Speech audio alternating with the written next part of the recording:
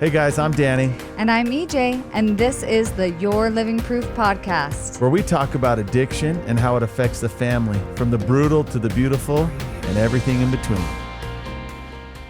Hey everybody, welcome back to another episode of the Your Living Proof podcast. Hey guys. This is Emily. My name's Danny. Emily Jane. Emily Jane.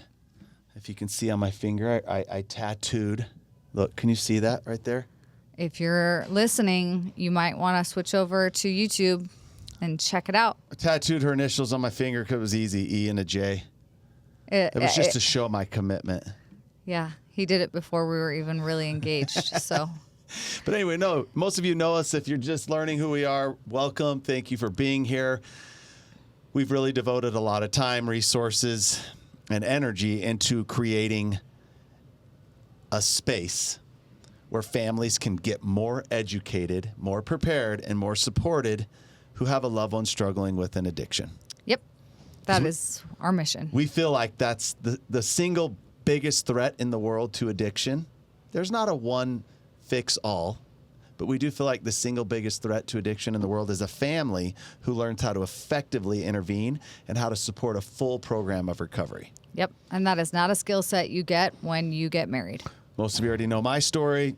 Over 17 years ago, I was basically found dead in the basement of a home. And the path out of that and the destruction and the chaos that I had to work through was a lot of work. And I did a lot of work, but it would have never been possible had I not had a family who learned how to help me along the way. Facts. And also equally learned how to not hinder the process. So That's right. anyway, thank you for being here, for supporting us. Please, if you found this beneficial in any way, help us share this with other people. Yes. Share it, subscribe to it on YouTube or on the platform that you listen to it on. It would be so helpful. And if you rate it, even better. It helps people find it more easily. So we would love it. We'd love that. Thank you. It's fall, and I'm wearing... Is it? No, it's not. It's not really fall. Hold on. I'm wearing Levi's today for the first time in like 4 months. Here's what happened. We just had a cold snap. It's going to be warm again. Okay. We live right tucked up against the mountains in Utah. Higher elevation, beautiful place. But whenever these little cold fronts, these low pressures come in, like it did today, all the smoke from the fires that are happening around the country follow it. So apparently there's some fires in Utah, but there's also some fires in California and Las Vegas that are just being vacuum sucked right up into the mountains here where we live. So yesterday was terrible. Yeah. Because you couldn't see. It tasted like fire. Yeah, it outside. was just horrible. But it moved out today, and I love fall. It is my favorite time of year. Can I just stop you right there? Let me just explain something really quick that you might not know about me, Danny.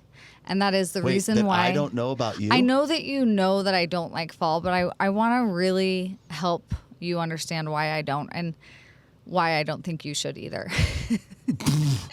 Which is, here's the thing. I would love fall too if it meant, for the next 3 or 4 months, it's just going to be like 60 degrees. It's just going to be like a little bit cool. Like you're definitely not going to need a winter coat or boots, but like you could throw on a jacket or a sweater if you're into that kind of thing. But that is not what fall actually is. Fall is about a 3-week period where everything around you starts to die and it gets colder. And then, boom, it smacks you in the throat like throat punch. It's winter. Okay. And then everything's dead for 7 months. It's not an actual season. It's a moment. Okay, it is short-lived. It's a moment. It's short-lived, but that was exaggerated. You said like a week or two. It's no, like 3. I'll give you 3. It's like a month or two. No. But Anyway. I love it. I love football. I love when the leaves start to change. I love riding my dirt bike in the mountains and during fall. Oh my gosh, it's spectacular. For those 3 weeks. But you need to learn to just embrace it. I Because can't. as soon as fall comes, she just is like, it's already winter. Like, I'm already going to just wear coats and huge blankets to bed. Yeah, because life is just sucked Anyway, out of you. We've gotten way off subject. Let's get back to what's important. We It's not actually have us. an amazing, really important podcast today, and one that I guarantee no one else around you is talking about. No, and if you Google it, you're not going to find a lot of answers either. But what we're going to talk about today is the most rampant and used speedball of this generation. And here's a hint. It starts in your home. Okay, yeah, but what even is a speedball? Speedballs, sorry if you don't understand the concept, is a terminology of a combination of two substances to give you the most incredible experience. Oh. Usually an upper and a downer. Okay. Okay? So people mix certain medications with alcohol, and guess what happens? You get it's like a speedball effect because it's this incredible experience. The medication magnifies the alcohol, and it intensifies each other. Okay, yeah. Guess what? If you were raised in the 90s or the early 2000s or even before, a common speedball that was known by people was the combination of heroin and cocaine. Okay, yeah. That's the one that I thought you were talking about. You would mix the two. And here's a crazy part. Heroin users would mix cocaine, or they would mix it with cocaine, because if you shot up too much cocaine, it could actually explode your heart, kill you. But when combined with a little bit of a downer and a heroin, it would slow that process down but allow you to have the maximum experience. Crazy stuff. Okay, we don't need to get into that. Okay. But those are good examples of what a speedball is. So what we want to talk about is what is the speedball of this generation, the young people of today. And guess what? It's not starting over at Jose's house or the drug dealer's house. Mm-hmm. This starts in your home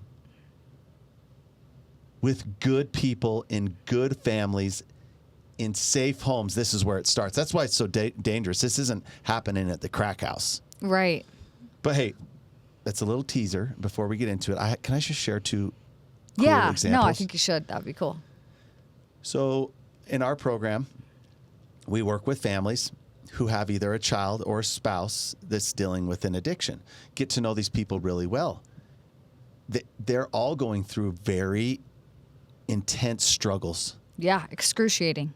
And let me remind you, these are amazing people, and other areas of life are doing really well. They've achieved a lot. They've accomplished a lot. These are successful people. And their loved ones' addiction is now manifested in a way that it's become dangerous and scary, putting everyone in terrible situations. So I just wanted to share two things. And these happen to both be mothers, but they both happened this week. So I won't share their names. But one mother whose son is currently in treatment, she's been in the program for a little bit. The last few months before he actually got into treatment, her sweet boy, her son's addiction progressed to where it went from a problem to a very dangerous. Mm-hmm. Threats of suicide, like hostile acts, like threatening parents for certain things, or else he was going to do serious things and hurt people. I'm talking about people who had to put like protective orders in place to protect themselves from their children. Yeah. Wow. Long story short, they go through a process. We put together a plan. We set boundaries in place. We start getting them healthy. Their son gets into treatment. And after a month, they received this letter. And it was an apology letter. And it was so humble and so raw that he was finally able to recognize the ways in which he had hurt them. Oh, wow. Now, he still has a long road, a lot of work to do. But for them to receive that email was incredible, because for so long he didn't take any accountability, couldn't recognize what he did. Yeah. Most people were probably expecting that he should, but when they're consuming these poisons, that's not going to happen. No. So for him to be a place where he could share that, it was so heartfelt for her. Now, she's educated about what it's going to take for him to move forward. Yeah. But to have that little tiny satisfaction of receiving that. What's cool is that she isn't like, oh, good, like everything's fine. Like, she's grateful for the acknowledgement and the growth, but she's not like, we're home free. Yeah. This was like the first stepping stone that he laid down, and she can see in his path moving forward that there was a little bit of acceptance. Yeah. And a tiny bit of humility. This other one, real quick, amazing family. Gosh, I love the mother and father so much. They have a son that's been struggling. They actually were successful once they got in the program. They got their son into treatment.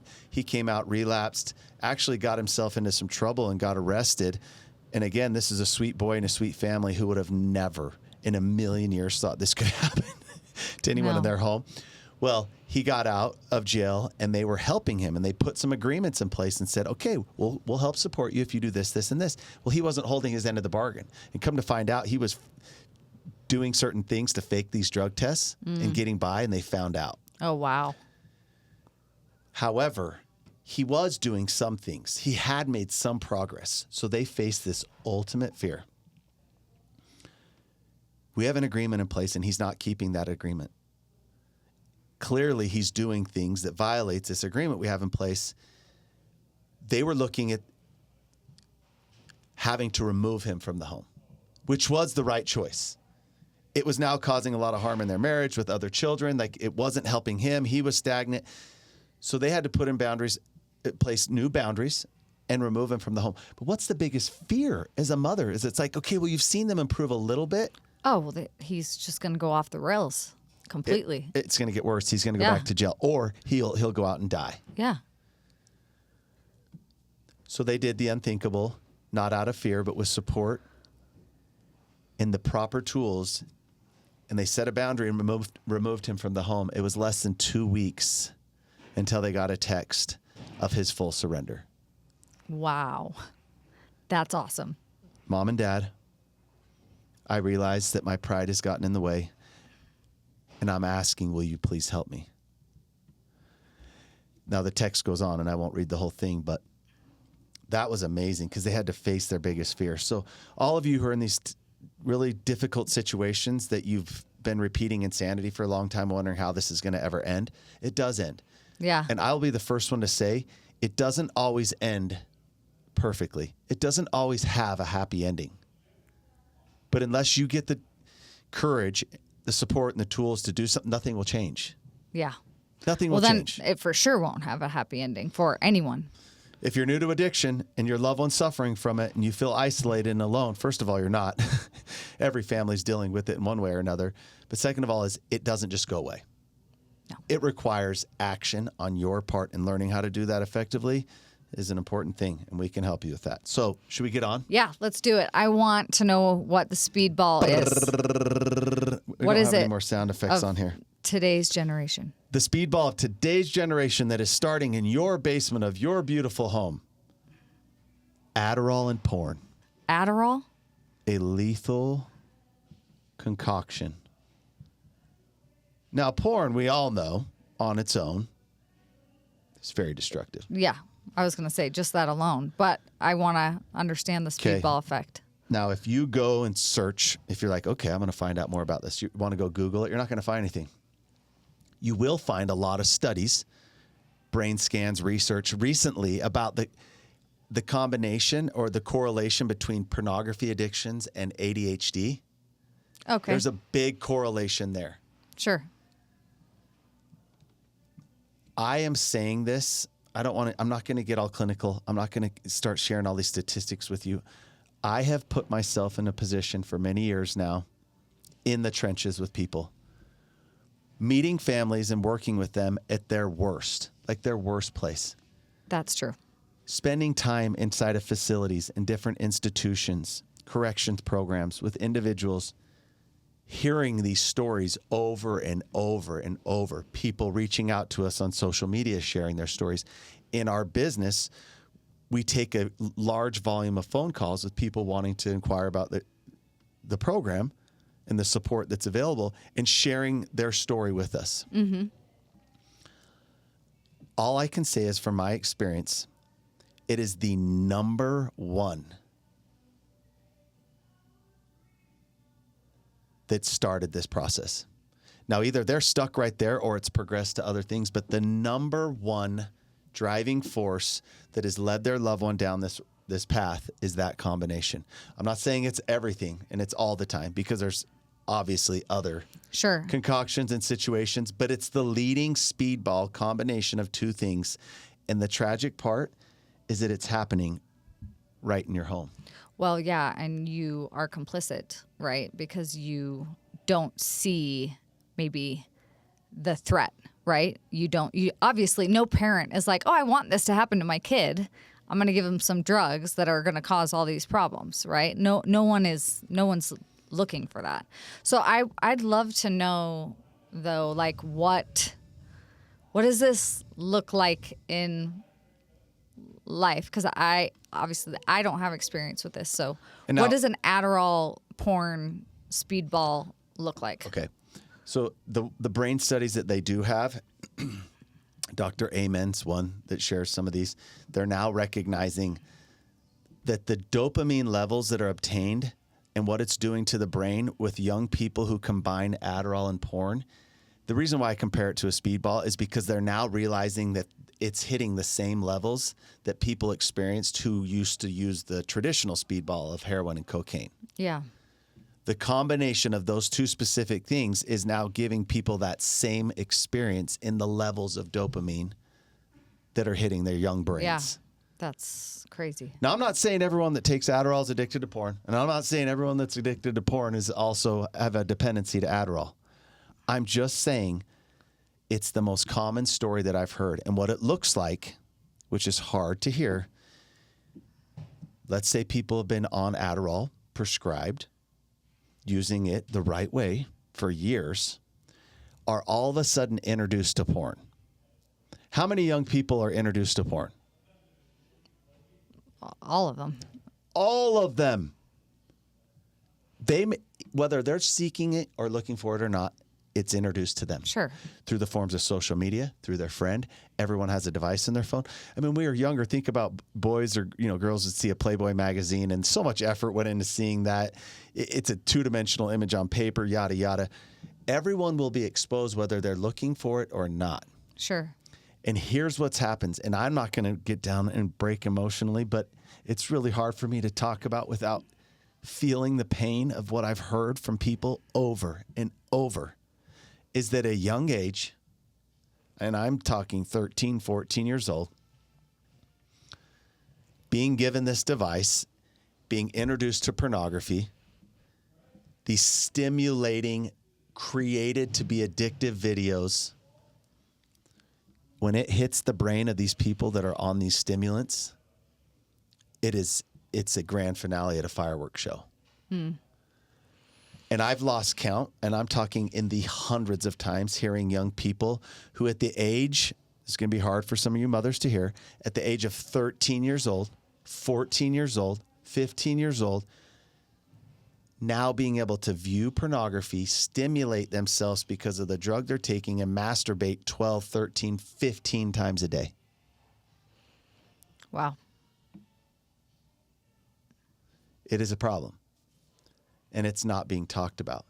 And no one ever intends for this to happen. No one ever gives their loved one or their young person Adderall with the intentions or even the threat of this being the case. Yeah.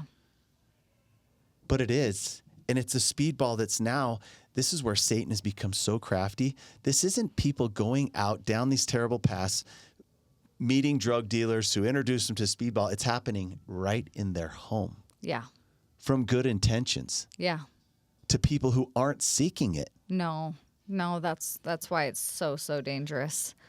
And what I'm really tired of hearing, and I don't have any like medical statistics or data to give you, I've just been face to face with so many young people because of the severity of this problem. Not only are they broken emotionally and spiritually, physically they're broken.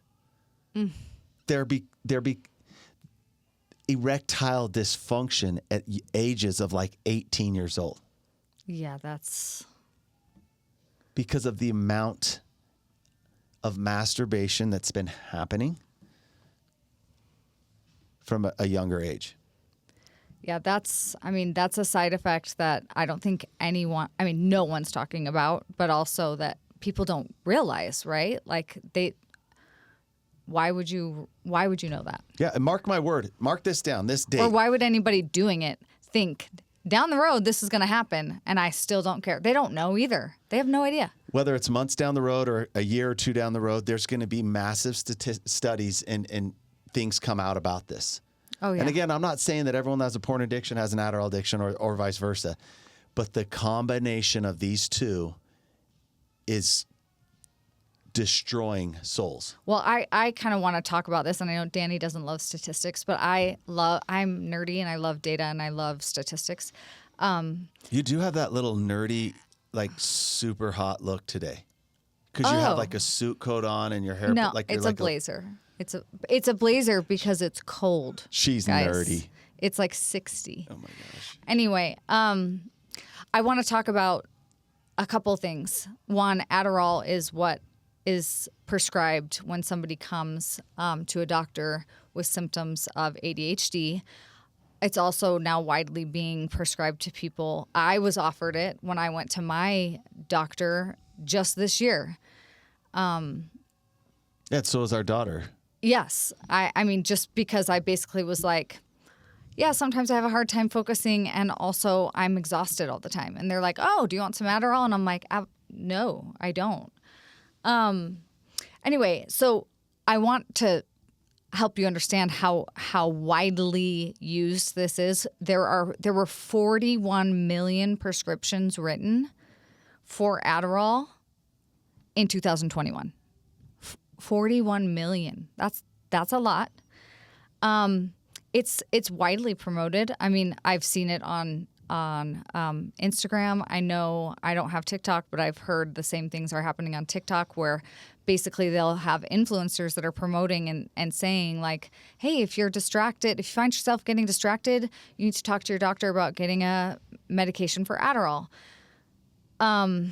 With telemedicine, which is great in a lot of ways, it's become really easy to access it as well. You can basically schedule a 30-minute appointment in the comfort of your own home and be given a prescription for Adderall, diagnosed with ADHD in 30 minutes flat. Yeah, delivered to your home. With somebody that's never even met you.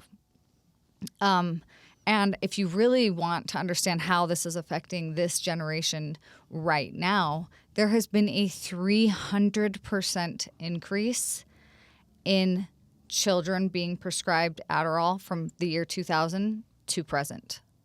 That's a lot. That means a lot more kids are taking these medications.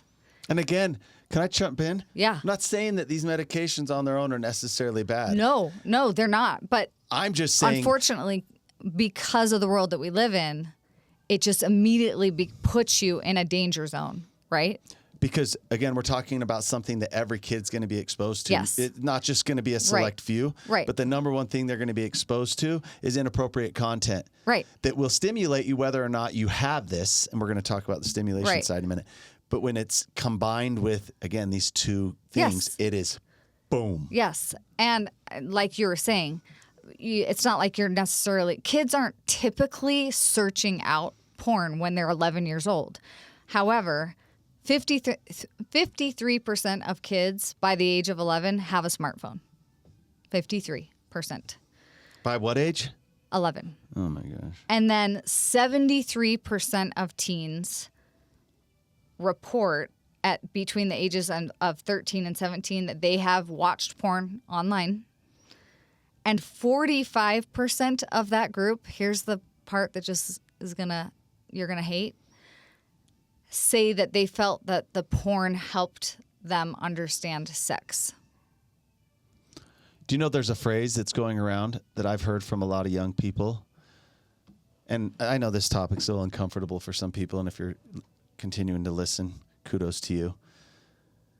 A lot of young people with the level of masturbation, they call it pre-nut confusion and post-nut clarity.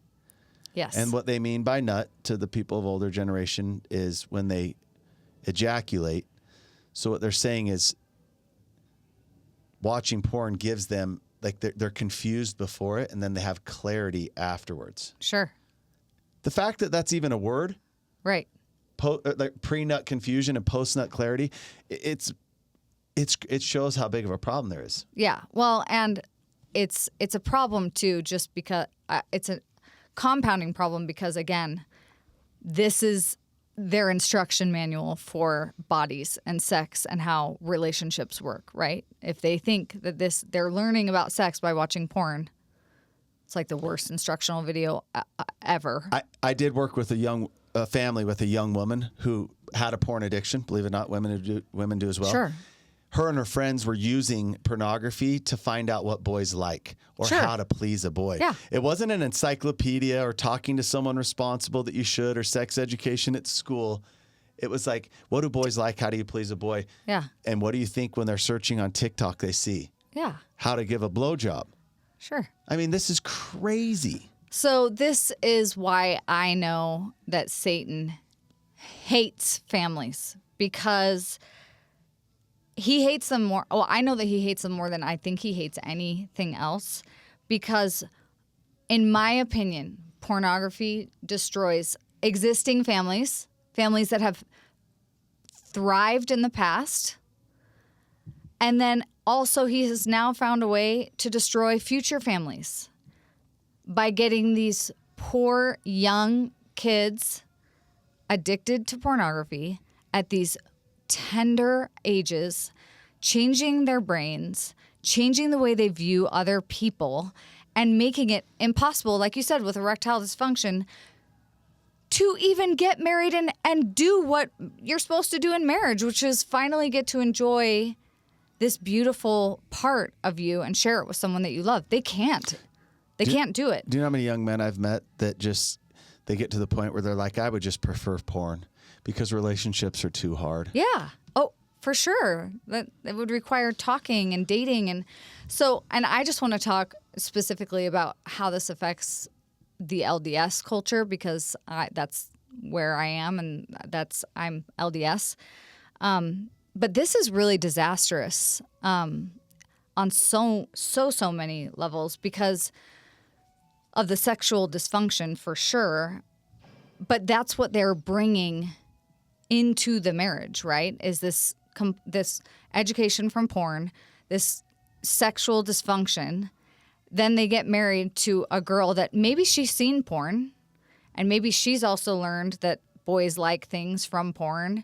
And so she's kind of pretending when they actually get married and get to have sex and have this intimate experience and share it together. Or she has no idea, and he has the most unrealistic expectations ever.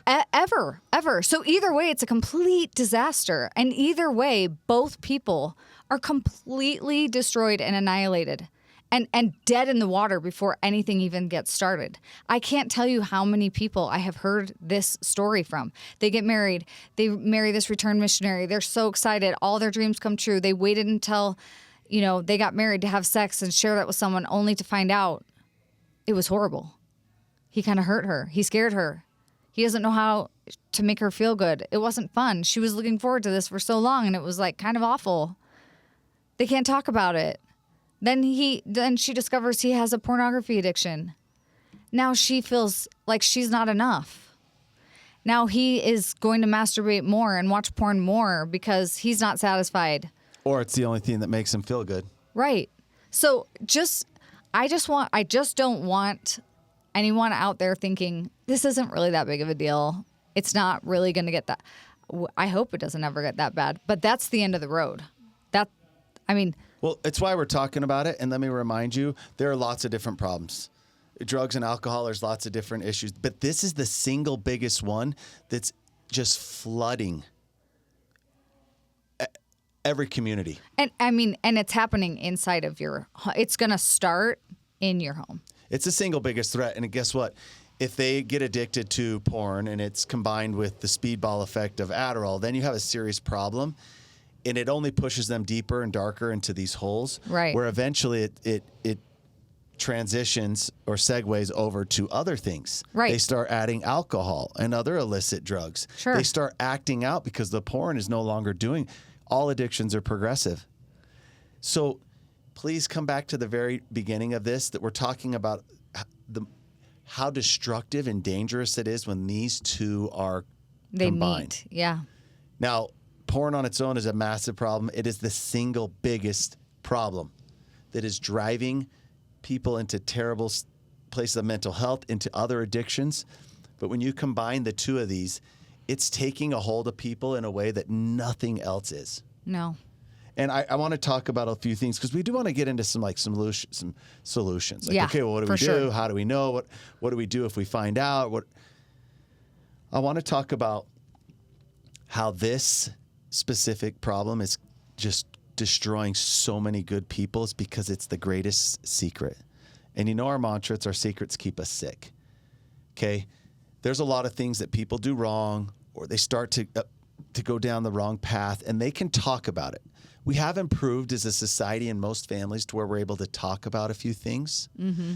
But the stigma surrounding this one continues to be so significant. Especially still in LDS culture. Any religious cultures, it's hard. But yes, that culture. And it's hard for most mothers to talk about, to even say the words masturbation, to even say the words sexual addictions, to even talk about pornography. Yeah. Not every kid is going to be introduced to fentanyl. Not every kid is going to be exposed to crystal meth. But every single kid will be introduced to pornography. And if for a while they've been taking a stimulant, that all of a sudden when they see this video, the stimulant causes in a grand finale fireworks show, they're immediately picked off. Satan has his hook so deep in them right then and there that it's going to be a hard path out. I do want to talk about one last thing before we get into some solutions. When people are wondering why or how, can I just explain how pornography works? I've had a pornography addiction in the past. I've had to work during my early recovery. I had to work through it. And I've worked with so many people. I'm currently working with a few young men right now whose lives are completely destroyed because of their pornography addictions. Think about social media. If you have Facebook or Instagram, you have a feed, right? Yeah. There's a feed that runs through. And the feed is based upon what? What you've looked at before. Your interests. Well, your interests. Okay? Your interests. Maybe you're looking at travel or plants or cooking or cars or something or sports. There's always these things of interest to keep you hooked and engaged. And then once in a while, they throw in what? Some random thing. Some random thing. Some outlier to make you go, oh, what's that? Yeah, like I'll be looking at it here and I'll be seeing like, oh, there's motorcycles or there's football or things that I like. And then all of a sudden there's something random, right? Like an animal or a lady in a bikini or something. You're like, wait, what? So it's that kind of shock effect. Yeah. So if a young person is curious and looking at porn, they click on an ad. Let's say they even begin in the early stages of addiction to porn. What if they're searching up a naked girl? Boobs. Let me just give you a realistic expectation working with a young man. His first thing he searched up, he just liked seeing girls just stand there and take their clothes off. It was this incredible experience, stimulating experience. So when he's searching that up, there's all these sites that have girls undressing. Well, as he scrolls through looking at those videos, what is also shown? Probably rape and all sorts of horrific stuff. Just that little nugget that's just thrown in there that has nothing to do with what he searched up, but it's something that just grabbed his attention. And my goodness, how many young men were exposed to terrible things like gang rapes, abuse, terrible things of even when it's underage people. They never were seeking that out. Now, true, should they have not been looking at girls undressing? Of course, no one's thinking that's good. But when they started, they were introduced to these things. And when they saw it, guess what happened? Remember when you were in school? Remember, maybe you saw a fight, right? Two guys punching it out. And it kind of made you sick to your stomach to watch. But what does everybody do? Watch. They stop and watch. Not because it's enjoyable. It's just almost that shock factor that their brain just wants to see what's going to happen. And even though they wince when they see people punch each other in the face or something, you're still kind of watching. Some people can walk away, but a lot of people watch. So these young men are exposed to these things. And when they see them, I've heard it over and over from them, from their mouth, it made me sick. I've even seen guys say, it made me vomit. But what happens is their mind was stimulated by this. So it doesn't happen overnight. But all of a sudden, it starts to increase their tolerance to where the girl just taking her clothes off anymore doesn't quite do it. Well, yeah, because they know there's some more. Like there's something in between what they saw that scared them and what they were watching. And so what do they see next to it? Not they're seeking. It was shown to them. There's two girls together. Yeah. So you can see what happens is this is just It's Satan. Pushed on them. Now, even people who are not taking these stimulating medications are still intrigued. They know they shouldn't be watching. Super secret. This is a dark secret.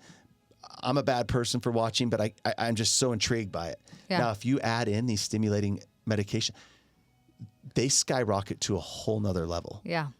So that's what we're talking about is the combination of those. But I want everyone to understand when you discover a person's pornography addiction and it's progressed to these horrific things, inappropriate things, like Yeah. it never Unthinkable. started there. No. And when people look at these individuals and they're disgusted with them and wondering how that's even possible, it's because over time, this just rotted out their brain. Mm-hmm. So it's a scary thing. Thank you for bearing with us. Anyone who's listened to this point of the podcast without shutting it off or has the courage to share it with someone else in their family, kudos, because that's where it starts. Yep. If we're going to work our way out of this mess, if we're going to have any proactive measures to deal with this massive, the number one threat in all of your homes, we've got to learn to talk about it. Yep. We're not condoning it by talking about it. Yeah, everyone's first biggest fear. Yeah. So that's the thing. I want to talk about solutions. What can every parent or spouse even out there do right now, today, starting now, to combat these threats? First of all, don't run from it, don't hide from it, and don't take it lightly. What did you do the first time when you discovered pornography on my phone? I think I probably punched you. You did. You like hit the side of hit I my think arm. I threw took your my phone or something. But guess what? Less than 24 hours later, I came home from work, and what did you do? Had your parents there? Her parents and my parents sitting in our family room. Hey, look, I just wanted you to see what your son and your son-in-law was looking at. She still had my phone.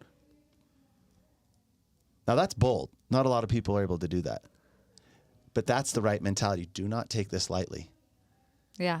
This is actually more dangerous and deadly to your loved one than if you found like a meth pipe. Yeah. And people will argue me all day long that that's not the truth. And I wish we could have that conversation. Yeah. Now, I will say I only had that response to you as my husband because you were in recovery, and that sounds really shaming, but I was also like trying to hold you accountable. You wouldn't ever have that response to a child. No, thank you. I was using this as an example of just taking action. Now, no one's going to do that. Yeah, no. But I mean, she because knew that's exactly what I needed. She knew me, and that's what it was going to take. And you were working a program of recovery, and you weren't holding, you were not doing the things you committed to do. So I had to call it out. So you're not going to do that to your child, obviously. No, but having these hard conversations and being willing to do, for me, I'll be honest, I think a lot of parents are maybe a little bit naive, and they aren't really clear on like how to lock down their kids' phones or things like that. But I also think there's a little bit of laziness sometimes. It's hard. It's a lot of work. It's a lot of work to manage my kids' devices and to make sure at night they're plugging their phones in and all of the things. Like it's 10 times more work for me to manage the websites that my son can access on his completely locked down iPhone than it would be to just hand him the iPhone and be like, good luck. We've talked about porn. Do your best. Well, there's the practical. There's like those practical measures you can take, right? Yes. And they are important and they're exhausting. Like our young kids just had these Gab phones up until a certain age. What was it, 14? Yes, that we decided 14. These were just nothing. Simple text and phone calls. They fought us tooth and nail. We're the only parents who have this stupid phone. I'm the only person in my school. First of all, I doubt that. But second of all, if they were, good for us. Yeah. So there's practical things you can do. Like they even have routers and stuff out there. Yes. They have different things you can do to protect your kids, different ways to lock down the phones and monitor what they're seeing. Yep. But those are not solutions. Those are just good. That's just good parenting. You have to do it. You need to do that no matter what. But it's the things that people aren't willing to do that make the biggest Yes. change and have the biggest influence.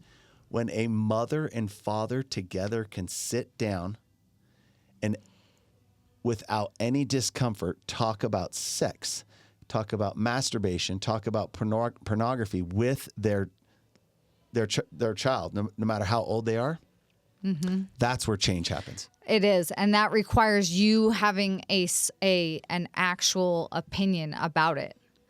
A lot of parents don't. I mean, when I was growing up, parents, it was just like, you do not have sex, period. It's shameful. It's bad. You don't do it before marriage. You do not masturbate. It's bad. It's shameful. Don't touch yourself. Don't do it.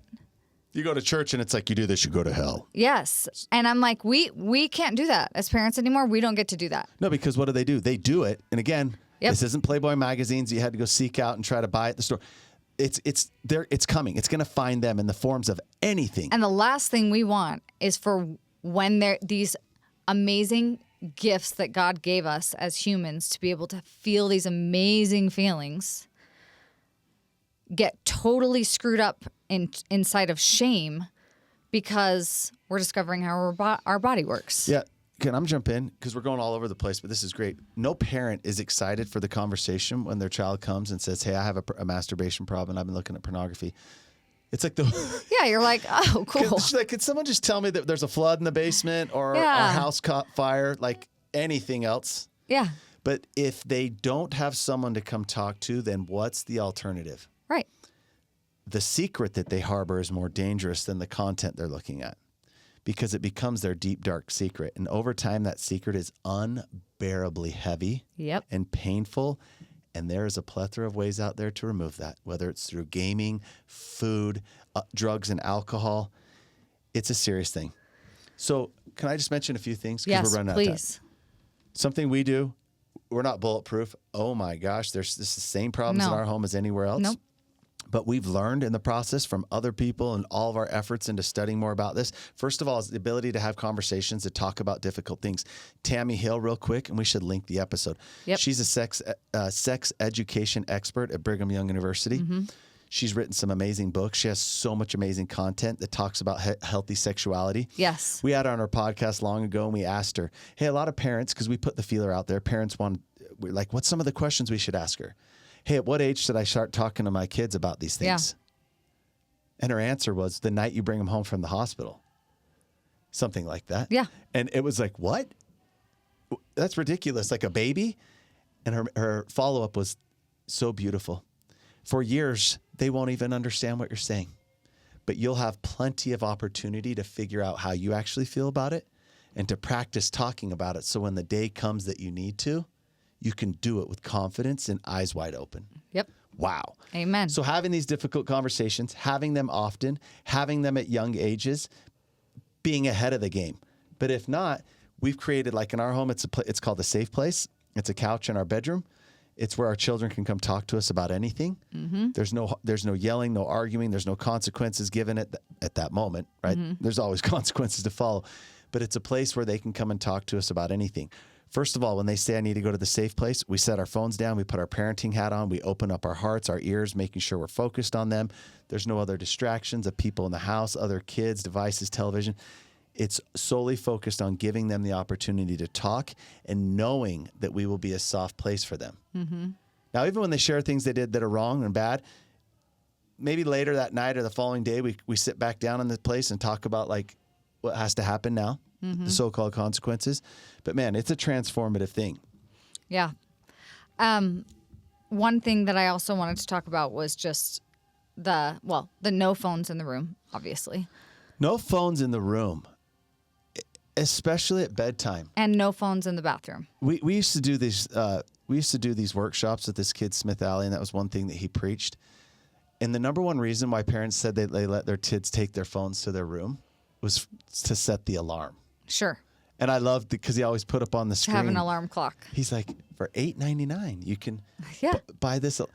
You could get this alarm clock from Amazon. It'll be on your doorstep tomorrow. I don't care if your kid says that you're the only one and everyone else does it.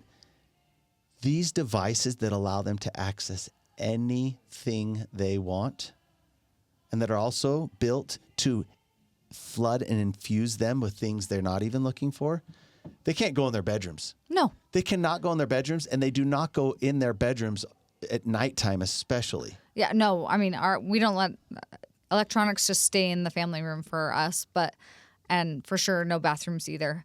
The other thing that I do want to talk about, just because I don't want anybody out there who has a child that's taking Adderall to feel shamed or bad. Correct. I do believe that there are some people that benefit from taking Adderall. I do not believe that a majority of the people that take Adderall need to be on it. That's a personal opinion that I have. I also think that if your child is one of those that regulates better and does better in their life when they take Adderall, that's not a problem, because you're going to be the type of parent that is on top of it, that has regular conversations with your child, letting them know of some of the maybe downsides of this medication is, gosh, it could cause this problem down the road. You're going to have to be really, really aware of this. And you're, as a parent, aware of it, and you're helping them as a child be aware of it. But it is going to be ultimately your job, because you're the adult, to really come to understand, do the benefits of this outweigh the possible negatives? That's something I would be very prayerful about. But I don't want anybody feeling bad. Oh, my kid's on Adderall. Great. They're going to be addicted to porn and their life is going to be ruined. No, that's not the case. I'm so glad you brought that up.